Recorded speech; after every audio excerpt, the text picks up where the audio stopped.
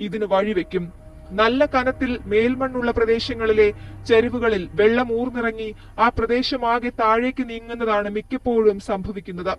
മഴയാണ് മിക്കവാറും തുടക്കം കുറിക്കുന്ന പ്രേരക ശക്തിയായി പ്രവർത്തിക്കുന്നത്.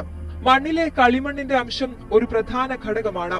ഒരു പരിധിക്കപ്പുറം ജലം നിറഞ്ഞാൽ കളിമണ്ണ് പാളി താഴേക്ക് പതിക്കാനുള്ള സാധ്യത വളരെ കൂടുതലാണ്.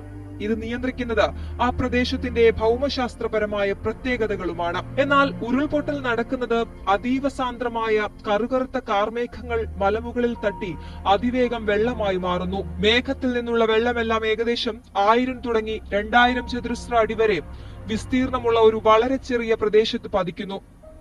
വലിയ അളവിലുള്ള ഈ വെള്ളം കുതിച്ചൊഴുകി മലയുടെ അടിവാരത്തുള്ള തോട്ടിൽ ചേരുന്നു. ഈ വെള്ളപ്പാച്ചിലിന്റെ വഴിയിലുള്ള സകലതും അതിൽ ഒഴുകിപ്പോകുന്നു. ഇതാണ് കേരളത്തിലെ ഉരുൾപൊട്ടൽ. മേഘം ഉയരത്തിൽ സഞ്ചരിക്കുന്നതിനാൽ ഉരുൾപൊട്ടൽ എപ്പോഴും കുന്നിൻ മുകളിൽ നടക്കുന്നു.